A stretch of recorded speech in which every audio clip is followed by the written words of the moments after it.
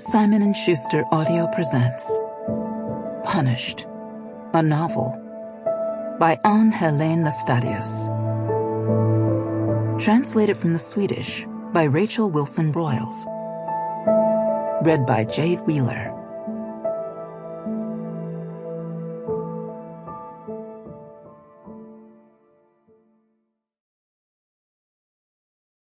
Prologue.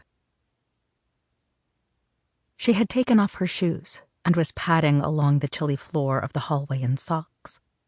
Anna had been given just a few minutes to gather her belongings, to leave, but without a chance to say goodbye to the children.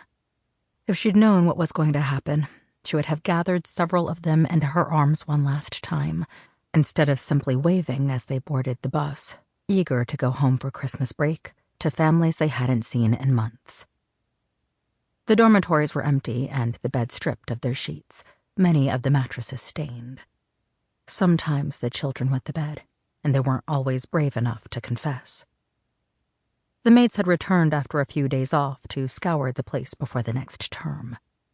Anna had been meant to help, but she wasn't one of them anymore.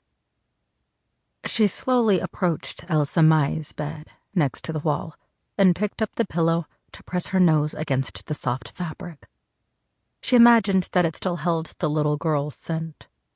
Suddenly finding it hard to stand, she sank onto the bed. 6 girls stayed in each dormitory, and they were all tiny when they first arrived, but Else-Maj had been so small that Anna thought something must be wrong. Could that short, skinny little girl really be 7 years old? Now she was 11, one of the older children, but she still hardly filled up her bed. Anne-Risten had the bed next to Else-Maj, close to the window. She didn't like the draft there. She was a beautiful child, all the maids agreed. They had talked about how they would have to keep an extra eye on her in the future, but right now she was only 8. Still, there were boys who couldn't behave. Nilsa was the worst of them. He was trouble, that boy. The same age as Else-Maj, but already grown big and sly besides.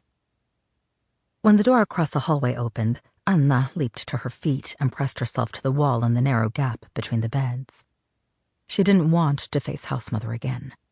The radio sounded from Housemother's quarters, and then her quick footsteps tapped down the stairs. Anna ran her fingers along the headboards, whispering goodbye to the children. Sample complete. Ready to continue?